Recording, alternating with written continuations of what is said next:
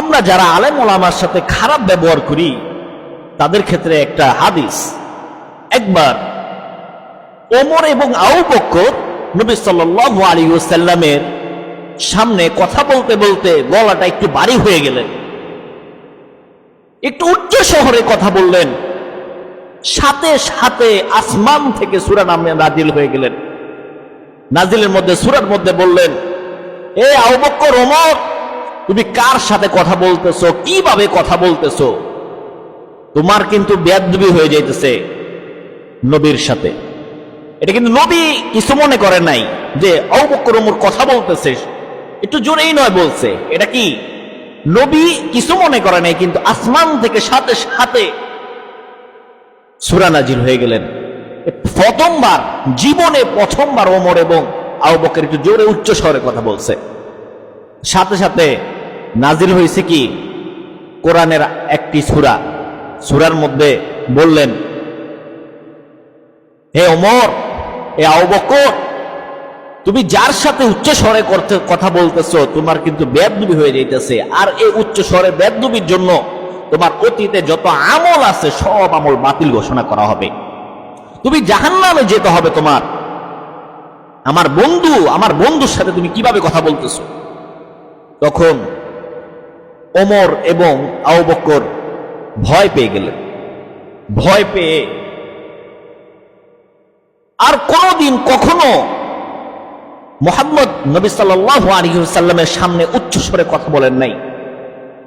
আর একটু কথা বললে বুঝবেন, একবার নবী সাল্লাল্লাহু আলাইহি ওয়াসাল্লাম থেকে একটু দূরে ছিলেন আবু বকর, ওমর। তো নবী সাল্লাল্লাহু আলাইহি ওয়াসাল্লাম দূর থেকে ডাক দিলেন, হে ওমর, কিছু একটা বললেন, যে কোনো একটা কিছু বললেন। ওমর নবীর কথা শুনলেন, শুনে উত্তর দিলেন, তার গলা দিয়ে আওয়াজ বের হচ্ছে না। কেন বের হচ্ছে না জানেন? আল্লাহর ভয়। না জানি নবীর সাথে কোনো ধরনের বেয়াদবি হয়ে যায়, সেই বেয়াদবির কারণে আমার অতীতে যত আমল আছে সব আমল বাতিল ঘোষণা করা হয়, এই ভয় পেয়েছেন ওমর এবং আবু বকর। ভয় পাওয়ার পরে তার গলা দিয়ে আওয়াজ বের হচ্ছে না, উত্তর দিলেন নবীর কাছে, কিন্তু নবীর কাছে আওয়াজ পৌঁছায়নি আবু বকর এবং ওমরের। পরে নবী হাতের ইশারা করে ডাক দিলেন, ডাক দিয়ে সামনে আনলেন। আনার পরে তাদেরকে বললেন, কি উত্তর দিলে? আমি তো শুনি নাই। আবার বললেন, সামনে এনে কাছে এনে তারপর উত্তর শুনতে হলো। তাদের এমন ভয়, ওমর এবং আবু বকর এত বড় সাহাবা, তারাই ভয় পেয়ে গেলেন।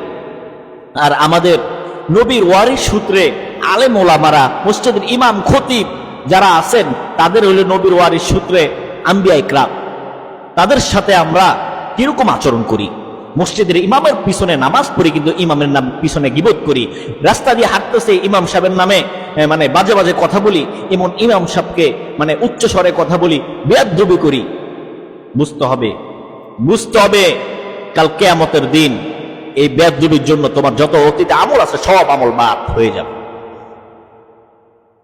আর যদি ইমাম সাহেবের সাথে, আলেম ওলামাদের সাথে ভালো মহাব্বত রাখি, তাহলে কাল কিয়ামতের দিন হইতে পারে আলেম ওলামার হাত ধরে আমি জান্নাতে যাব।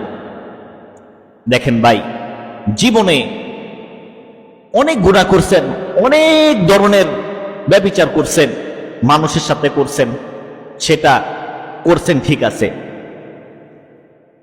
ইস্তেগফার পড়েন, তওবা করেন, তওবা করে নিজেকে শুধরিয়ে নেন। আর আলেম ওলামাদের সাথে কখনো বেয়াদবি করবেন না। তো শুনতেই তো পেরেছেন নবী আলাইহিস সালাতু ওয়াস সালামের এই হাদিসের মধ্যে কি ব্যাখ্যা করেছি।